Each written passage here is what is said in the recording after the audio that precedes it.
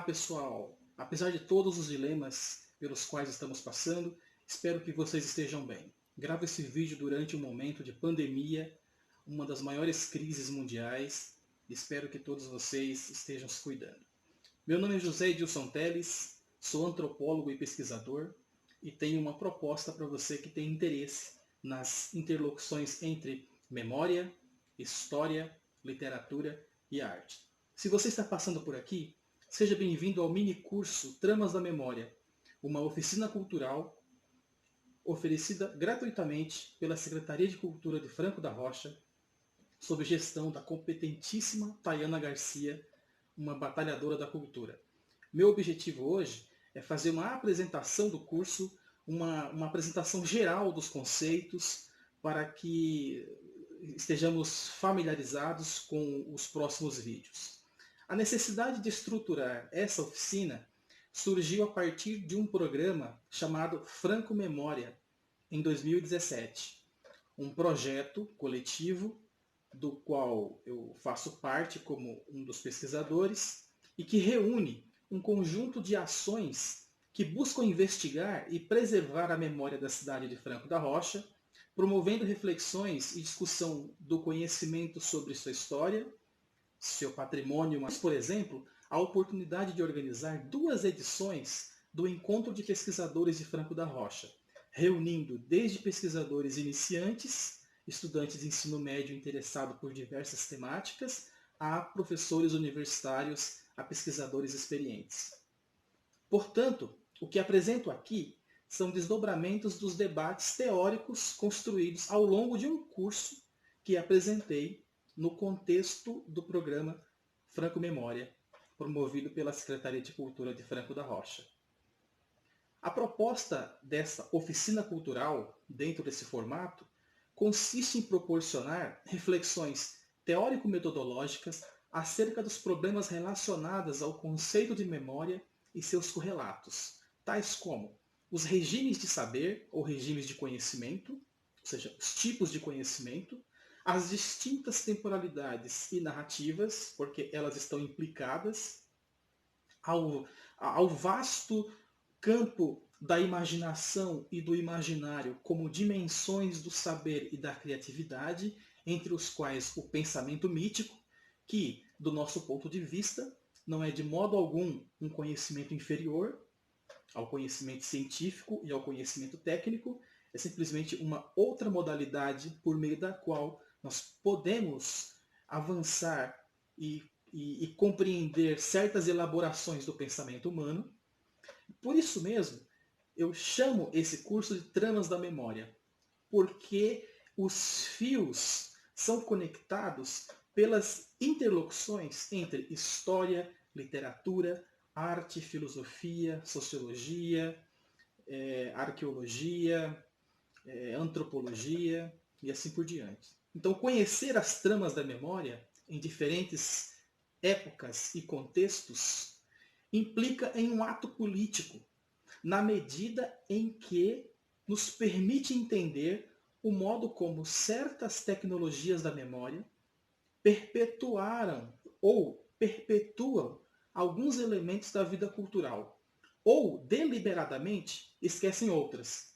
Portanto, entender as tramas da memória é também entender as tramas do esquecimento, na medida que se trata de uma tecnologia por meio da qual certos grupos dominantes elaboram uma explicação de mundo e por meio do qual certos grupos que foram marginalizados e dominados podem também inscrever uma história ou uma história a partir de suas condições materiais e a partir de suas experiências. E por isso que a ideia de memória pode ser vista e apresentada como uma tecnologia de poder. Uma tecnologia que determina quem se perpetua na história, quem é esquecido da história. Portanto, lidamos com uma problemática de imediato e é um problema que perpassa por todos os aspectos relacionados à ideia de memória e à ideia de história. Como, por exemplo, nós podemos nos perguntar: o que estamos chamando de memória? O que é memória? Quais as relações entre o conceito de memória e história. De certo modo, para tratar dessas questões que reconheço de saída, que não são simples e que não devem ser subestimadas, nosso curso articula ao menos 3 aspectos gerais e que serão desdobrados ao longo das sessões subsequentes. Então, quais são esses 3 aspectos que eu pretendo desdobrar? Em primeiro lugar, ao longo da história da filosofia ocidental, o conceito de memória é e foi marcado por tensões e ambiguidades. Trata-se, portanto, de um conceito em disputa. A ideia surge do contexto da cosmologia grega, no qual a memória é representada como uma divindade reconhecida como a fonte do conhecimento universal. A deusa Mnemosyne, por exemplo, e as suas filhas, as musas, responsáveis por inspirar os poetas. E a gente conhece isso nos clássicos conhece isso nos clássicos da filosofia grega. Contudo, no processo de cristianização do Ocidente, a memória passou a ser concebida como uma emanação de um ser divino, no caso, o Deus cristão, e passou a ser subjetivada na ideia de alma humana, que é, por exemplo, a ideia de Santo Agostinho. Santo Agostinho, por exemplo, concebia a memória como um enorme palácio, no qual se acessa e se reconhece intuitivamente o ser divino. Então, a memória, nesses aspectos históricos, se constitui numa tecnologia de conhecimento. Uma tecnologia por meio do qual os grupos humanos inscrevem a sua existência no mundo. Portanto, nesse sentido, ela pode ser vista como um instrumento de poder, em todas as instâncias que apresentei. O segundo aspecto diz respeito ao conceito de história, isto é, a consciência de que acessamos ao passado a partir dos interesses do presente. Ou seja, nós não acessamos o passado de modo neutro, não acessamos o passado ou não reconstituímos o passado tal como ele foi. Nosso retorno ao passado tem a ver com as marcas do presente. Então, toda vez que voltamos ao passado, voltamos com novas experiências que determinam os aspectos do que consideramos importante e do que consideramos menos importante. Portanto, selecionamos ao longo desse processo aquilo que é, desse ponto de vista, na experiência presente, o que consideramos ou não relevante. Então, a própria relação entre memória e esquecimento é tensionada nesse processo. E cada um faz isso de um modo diferente. É nesse ponto que surge um problema teórico-metodológico para uma disciplina que lida com o passado, sobre o qual os historiadores se debruçam, que é a tentativa de reconstituir os vestígios do passado. Como fazer isso? Que metodologia, quais os instrumentos teóricos, metodológicos, epistêmicos de conhecimento possibilita reconstituir o passado? Esse é um problema que se coloca para os historiadores, e não apenas para os historiadores, mas com todos aqueles que lidam com uma certa maneira de produzir um conhecimento sobre o passado. Outra dimensão desse problema é o reconhecimento de que os atores sociais são construtores da história.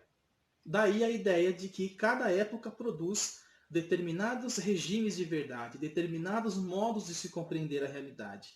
E é nesse sentido que o velho Marx diria: os humanos não fazem história tal como gostariam que fizesse, porque eles herdam das gerações anteriores uma série de desdobramentos com os quais terão que lidar e produzem para as gerações seguintes. Então não fazem história como gostariam. Por fim, o terceiro aspecto diz respeito à necessidade de coerência social, ou seja, os grupos humanos têm uma necessidade de se localizar no tempo e no espaço e produzir coerência para a sua existência. Ou seja, o poder de determinar o que faz parte ou não da memória ou da história. Trata-se, portanto, de um processo de seleção entre o que é considerado importante, portanto memorável, e o que deve ser esquecido ou deliberadamente esquecido. É nesse sentido que os vários grupos disputam as tecnologias do poder, os dispositivos da memória e os dispositivos do conhecimento. E essas técnicas ou tecnologias, quando usadas por grupos dominantes, tentam apagar a história de outros grupos. Isso é um dos problemas que nós trataremos ao longo desse trabalho. Então, a fim de articular esses três aspectos, que não são nem um pouco